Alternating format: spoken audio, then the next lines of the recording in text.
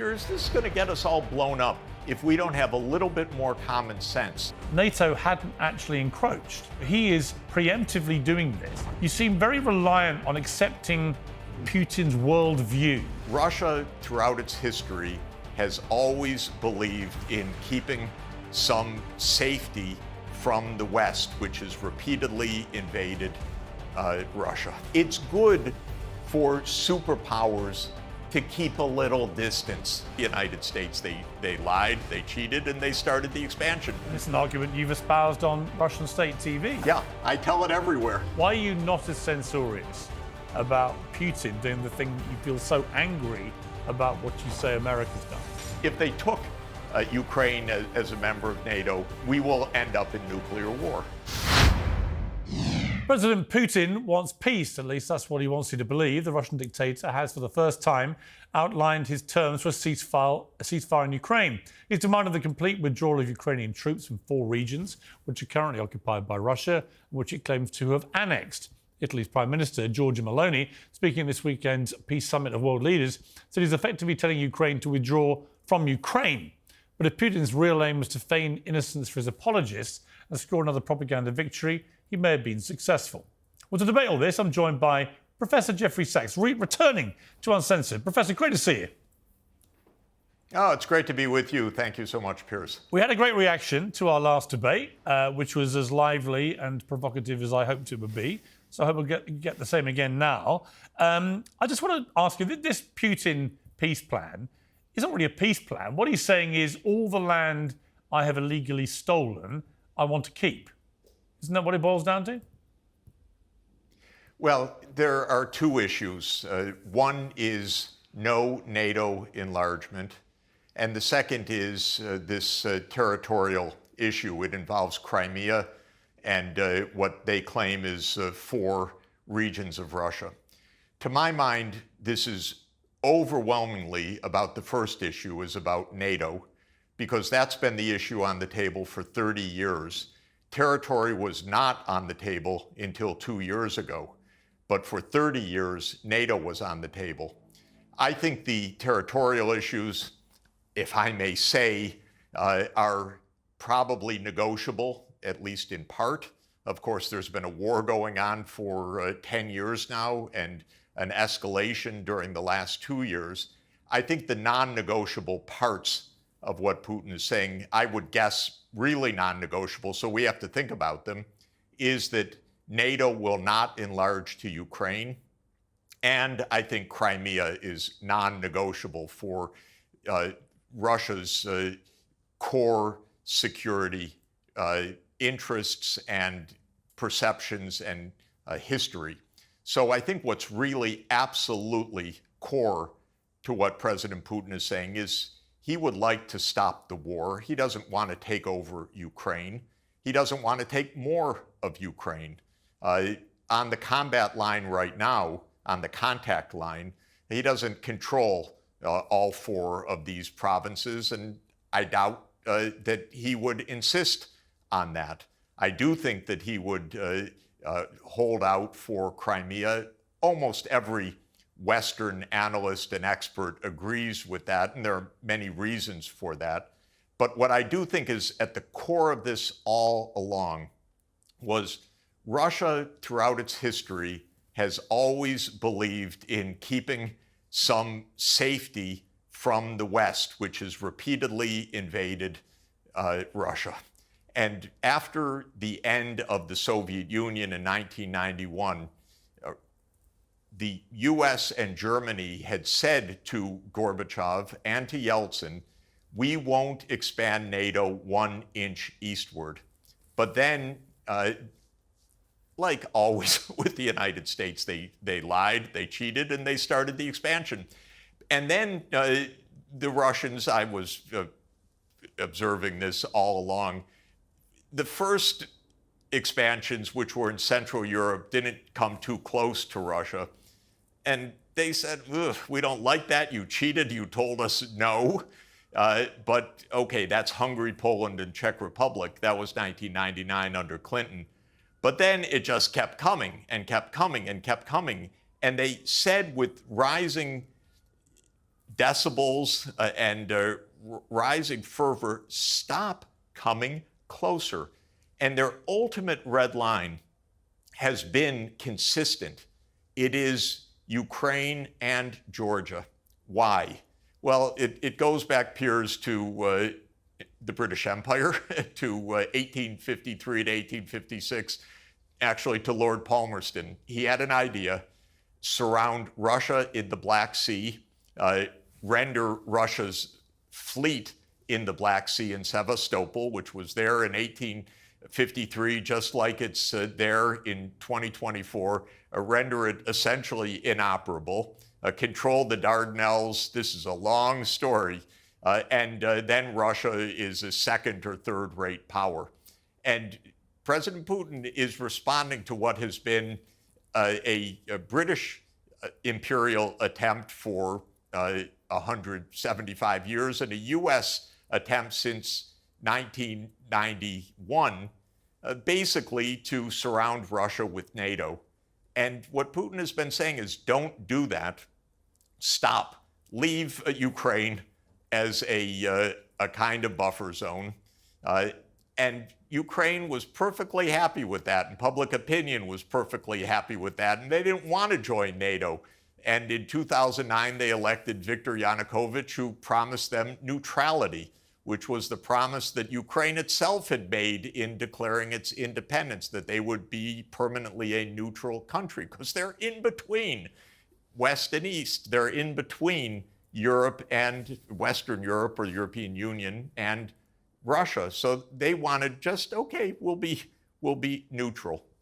But then the United States did team up to overthrow Yanukovych in February 2014, and that's when this war started. That's when Russia stopped saying, well, we'll lease a base in Crimea, rather, we'll take back Crimea. We don't want it to fall into NATO hands, just like the Tsar did not want Sevastopol to fall into Palmerston's hands. So this is basically a long, long story. I think the rest is negotiable. I basically think either the US and Europe don't understand what they're doing, which is not impossible, or they're still on what has been a 30-year neocon agenda, which I know about in detail, which is get NATO all the way to surround Russia, because that was the plan of Zbigniew Brzezinski and Dick Cheney and others going right back to the 1990s. They still want to do it, and they think they can still accomplish this. Okay. Putin Listen, did not say, I'm going to take all... All right, with respect, you've given a very, very long answer, but I come back to my initial question, which is ultimately, you know, listen, you've been through a lot of the history there, and some of the points are arguable, but a lot of people I've heard express similar sentiments about some of the background to this and about Russia's concern about the encroachment of NATO and so on. But it doesn't change the fact that Russia illegally invaded a European sovereign democratic country, that it's helped itself to vast swathes of the land, and that latest polls show that the vast majority of Ukrainian people do not want to cede an inch of the land that's been taken to Vladimir Putin or the Russians. And yeah, he can say, I was concerned about NATO encroachment, but NATO hadn't actually encroached. So he is preemptively doing this. And if ultimately he's allowed to take this land, what message does that send the rest of the world, the rest of Europe, the other neighboring countries to Ukraine? Why should we have any confidence after Crimea, after Georgia, after Ukraine now, that he wouldn't just carry on attacking and invading other neighboring countries? That's where I find I wouldn't say trust, I don't think that's the right word, but you seem very reliant on accepting Putin's worldview rather than perhaps the stark reality of the barbarism with which he's executed this war. Yeah, maybe because I know too much about the United States, because the first war in Europe after World War II was the US bombing of Belgrade for 78 days to change borders of a European state. The idea was to break Serbia, to create Kosovo as an enclave and then to install Bondesteel, which is the largest NATO base in the Balkans, in the Southwest Balkans. So the U.S. started this under Clinton, that we will break the borders, we will illegally bomb another country. We didn't have any UN authority. This was a, quote, NATO mission to do that. Then I know the United States went to war repeatedly, illegally, in what it did in Afghanistan, and then what it did in Iraq, and then what it did in Syria, which was the Obama administration, especially Obama and Hillary Clinton, tasking the CIA to overthrow Bashar al-Assad, and then what it did with NATO illegally bombing Libya to topple Muammar Gaddafi, and then what it did in Kiev in February 2014. I happened to see some of that with my own eyes. The U.S. overthrew Yanukovych together with right-wing Ukrainian military forces. We overthrew a president. And what's interesting, by the way, is we overthrew Yanukovych the day after the European Union representatives had reached an agreement with Yanukovych to have early elections, a government of national unity, and a stand-down of both sides. That was agreed. The next thing that happens is the opposition, quote unquote, says we don't agree. They stormed the government buildings and they deposed Yanukovych. And within hours, the United States says, yes, we support the new government. It didn't say, oh, we had an agreement. That's unconstitutional what you did. So we overthrew a government, contrary to a promise that the European Union had made. And by the way, Russia, the United States, and the EU were parties to that agreement. And the United States, an hour afterwards, backed the coup. Okay, so everyone's got a little bit to answer for. In 2015, the Russians did not say, we want the Donbass back. They said peace should come through negotiations, and negotiations between the ethnic Russians in the east of Ukraine and this new regime in Kiev led to the Minsk II agreement. The Minsk II agreement was voted by the UN Security Council unanimously. It was signed by the government of Ukraine. It was guaranteed explicitly by Germany and France. And you know what? And it's been explained to me in person. It was laughed at inside the US government. This is after the UN Security Council unanimously accepted it. The Ukrainians said, we don't want to give autonomy to the region. Oh, but that's part of the treaty. The US told them, don't worry about it. Angela Merkel explained in Die Zeit, in a notorious interview after the 2022 escalation, she said, oh, you know, we knew that Minsk II was just a holding pattern to give Ukraine time to build its strength. No. Minsk II was a UN Security Council unanimously adopted treaty that was supposed to end the war. So when it comes to who's trustworthy, who to believe, and so forth, I guess my problem, Piers, is I know the United States government. I know it very well. I don't trust them for a moment. I want these two sides actually to sit down in front of the whole world and say, these are the terms. Then the world can judge. Because we could get on paper clearly for both sides of the world, we're not going to overthrow governments anymore, the United States needs to say. We accept this agreement, the United States needs to say. Russia needs to say we're not stepping 1 foot farther than whatever the boundary is actually reached.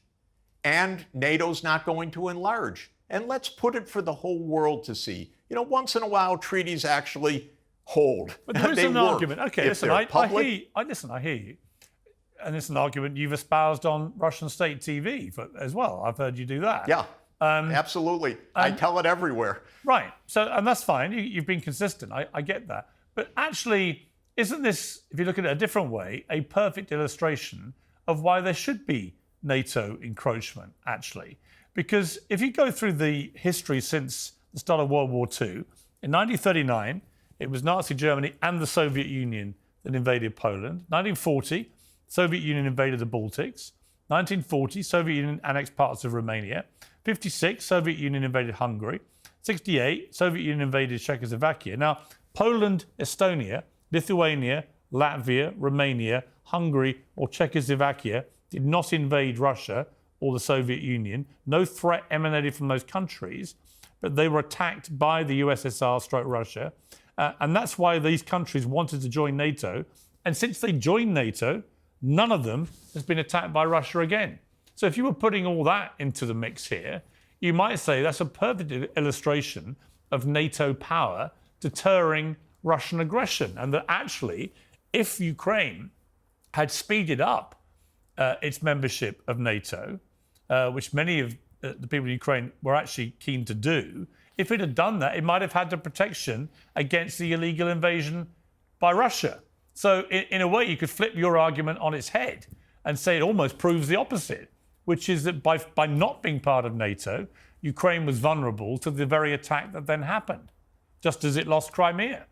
And my fear with Putin is I don't trust him as far as I can throw him. I take your point about American military activity. I was the editor of the Daily Mirror newspaper in England, which led the campaign against the Iraq War, which I thought was a senseless, illegal invasion as well. And I've been very critical of America. Yeah, so look, it's not like I'm a great cheerleader for what America's done on the military stage, but purely looking at this situation with Ukraine, I just don't see why allowing Putin to keep all this land is a good thing.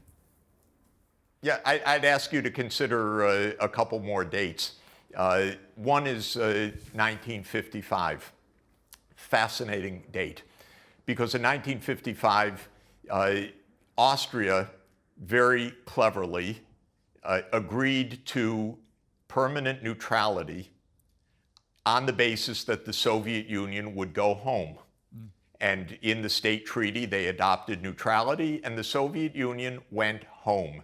And that's why Austria wasn't part of the Iron Curtain for the decades that followed, because they adopted neutrality and non-NATO membership.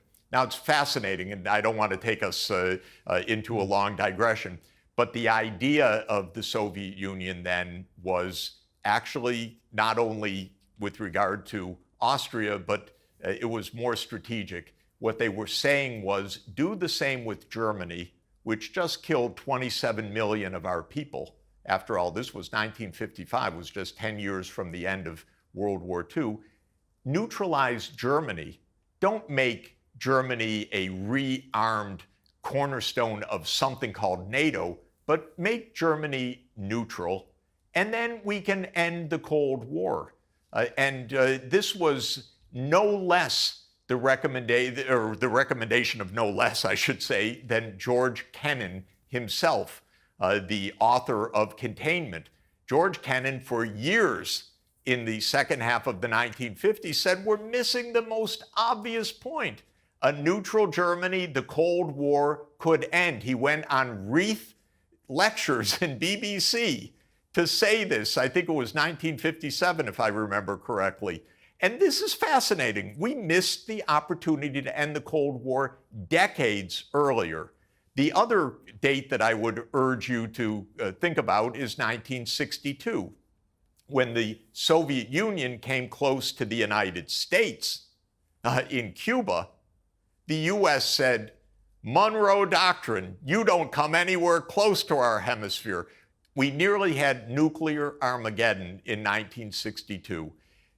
The Soviet Union was doing nothing different from what the United States was doing in Turkey. It was placing nuclear offensive missiles or weapons near the border of the adversary. Actually, Khrushchev said, I don't want war with them. I just want to do what they're doing to us. It nearly led to nuclear annihilation. It's good for superpowers to keep a little distance. The United States is expansionist. If you say the Russians are expansionist or the Soviet Union is expansionist, keep a little space between them. And that's what President Putin has been saying for more than 2 decades. Keep a little space, be prudent. We don't want the United States right up against our border. And the U.S. has really provoked it, not only overthrowing a Ukrainian president, bad judgment in my opinion, but also unilaterally walking out of the anti-ballistic missile treaty in 2002, unilaterally placing Aegis missiles in Poland and Romania. And when Russia said, "What are you doing? You're breaking the whole security architecture," the U.S. says, and I quote, "It's none of your business what we do. NATO's none of your business, Russia." That's the formal, literal position of the United States of America, that we can go anywhere with any third country, including Ukraine or Georgia. We can put our missiles wherever we want. It's none of your business, Russia. Well, come on, Piers, this is going to get us all blown up if we don't have a little bit more common sense. Okay, but I'm saying, here's what I'm struck by. Here's what I'm struck by, Professor. Yeah. And I've talked to you a couple of times. I find you fascinating to talk to you, by the way. And I know you have a deep knowledge of all this, albeit you have some interpretation of what's going on that's different to what I have. But I respect your knowledge and your scholarship on this. But I'm just struck that your language towards Russia and Putin is nowhere near as censorious as it is about America, about your own country. It's true. And I think that, you know what? I sit here in England and think it's so weird to see such a learned American professor who seems to think that that America is the real problem here, not Vladimir Putin and Russia, when many other people would think the complete opposite. Piers, the problem is, I was born in 1954, and I've seen nothing but U.S. wars of choice and CIA ops my whole life. And since I became an international development specialist more than 40 years ago, I've seen many of them up close. And I'm tired of them. You know, a very good book written in 2017 by a professor at Boston College named Lindsay O'Rourke has the title Covert Regime Change. She studies, Piers, no fewer than 64 covert regime change operations by the United States, almost all of them CIA-led. 64 during the period 1947 to 1989. I've had heads of state say to me personally, Piers, they're gonna take me out, was the term that one of them used. And I assured them, this president it was Haitian president, no, we're gonna get all this sorted out, in my naive way. They walked this president, this was Aristide, out to an unmarked plane, flew him 23 hours in this coup that the U.S. arranged to Central African Republic, and in a broad daylight launched a coup. And when I tried to get the New York Times to at least cover the story, I wanted to read about it, I was told by the reporter on the beat, "Oh, our editors aren't interested in that." So you can have coups in broad daylight. I've seen the United States launch wars all over the world that Americans and others don't even know were caused by the United States. It was only decades after the fact that Zbig Brzezinski told us that he had urged successfully Jimmy Carter to support the jihadists, the Mujahideen, to try to overthrow the government in Afghanistan in 1979 to lure the Soviets into a trap. That would be their Vietnam.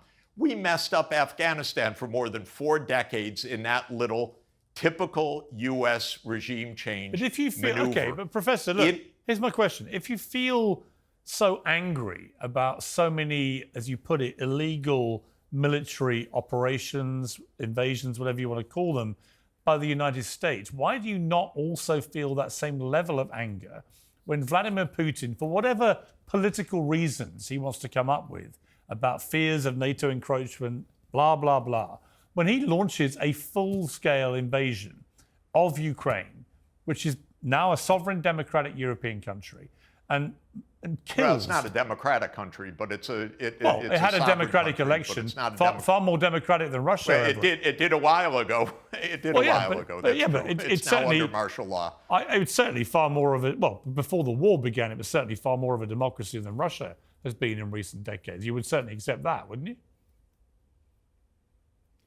Look, I think the point is... So my point, here's my point. My point is why are you not as censorious about Putin doing the thing that you feel so angry about what you say America's done? All I want is when Putin says, we'll negotiate and here are our terms, I want the United States to say, we'll negotiate, but we have different terms. But we'll sit down with you. That's all I'm asking. Yeah, but his terms, as reported by Russian state media on Friday, the complete withdrawal of Ukrainian troops from the territories of Donetsk, Luhansk, Zaporizhia and Kherson, after which peace negotiations can begin. I mean, that's just... you know what? I don't believe it. That's just taking a quarter of the country or even a third and saying, I want to keep it. Okay, yeah, so what are our terms for negotiations? Come on, this is negotiations. You don't get to keep any of it, would be my terms. Well, fine. But the bottom line is something else. The bottom line is really about NATO. So this is, if the plan... okay, but that's my point. If the plan of Biden is, of course, we're going to keep pushing NATO, then there's no peace. Then we're just in open war, and the one that dies is Ukraine in the end. But maybe, rather like all these other countries that the Soviet Union invaded, maybe if Ukraine becomes a fully paid up member of NATO, it actually stops Russia from being so aggressive constantly, whether it was Crimea in 2014 or whether it's all these areas now. In other words, power and size. I'm just telling you, I'm telling you the following in my assessment. Yeah. First of all, it can't become a member of NATO in the midst of a war. This is anyway NATO doctrine. But if they took Ukraine as a member of NATO, we will end up in nuclear war, just like we nearly ended up in nuclear war over the Cuban Missile Crisis. But why would we? Is it worth it? Why would we? For the same reasons we didn't. Because in the Cuban Missile Crisis, we didn't because actually common sense prevailed, right? No, it did. By the way, it almost didn't prevail. Everyone was for war except for a very small handful of people, including, thank God, John F. Kennedy and Nikita Khrushchev, and that was just about all that saved the world. But the reason is for Russia, Ukraine is their 2,100-kilometer border, and they view this as an existential issue. I can tell you for the U.S., this is a game. This is the game of risk, if you know that board game. This is Zbig Brzezinski's game, spelled out in 1997 in his article in Foreign Affairs called A Strategy for Eurasia. Let's corner Russia. This is their game. For Russia, this is existential. This is right on their border. They don't want the United States right on their border. Yeah, but again, so sorry to jump in, but again, this is your interpretation of that. But the other interpretation the other interpretation is that to stop Russia invading its neighbouring countries, that's what NATO's about. And it's proven very successful all those countries that attacked before haven't been attacked since because they're part of NATO. So this is it could be, Piers. It's the other argument. It could be, but no, you're right. You're right. But then it could be nuclear war. That's all I'm saying. But why would Vladimir Putin, who is apparently, Elon Musk says he's the richest man on earth and loves his material things, whether it's chateaus or super yachts or whatever it may be. Why would somebody with that mentality, in other words, not an Islamic fundamentalist who has nothing, who wants to kill himself for the cause and believes he's going to, meet 70 virgins up in wherever they end up going, why is somebody with Putin's materialistic, capitalistic mentality, why would he even contemplate Armageddon and losing everything? That's not what he's about. He hasn't got that mentality. He's not a suicide bomber, is he? I think it's useful for all of us and you and everybody listening to go online and read a memorandum by one of our best diplomats, William Burns, who happens now to be CIA director, but in 2008 was the US ambassador to Russia. And he wrote a secret memo back to Condoleezza Rice, Secretary of State. Julian Assange enabled all of us to see the real discussion, not the superficial patter and narrative. And he explained, this isn't about Putin, this question of NATO. This is the entire Russian political class, everybody. And the memo famously is called Niet, means Niet. That for Russia, this isn't Putin, this isn't one person, this isn't a lark. This is viewed by Russia as existential. This is viewed by Russia as do not stand on our borders, period. Especially now that the United States has abandoned unilaterally the anti-ballistic missile treaty. It has abandoned the International Nuclear Force. Now Stoltenberg who's well, anyway, he's just parroting the U.S., saying we are going to stock up on our nuclear armaments. They're not going to accept it. It's not Putin. It's Russia. And by the way, you would feel the same way in their position. And the United States absolutely felt the same way when that was tested. And we have this doctrine, by the way, which is even more remarkable. Since 1823, we've said no foreign powers in the entire Western Hemisphere, not just on our border, but the entire Western Hemisphere. And that doctrine, that Monroe Doctrine, was reiterated. I was sitting there when Donald Trump reiterated that in the UN General Assembly. That was for the whole Western Hemisphere. So it's perfectly understandable, and it's not about Putin. It's about Russia's absolute core national security. Don't come up to our border. Perfectly sensible. Professor Sachs, great to talk to you again. I find our conversations fascinating. Wonderful to be with you. I really enjoy it. Thank you. Really appreciate it. Thank you very much.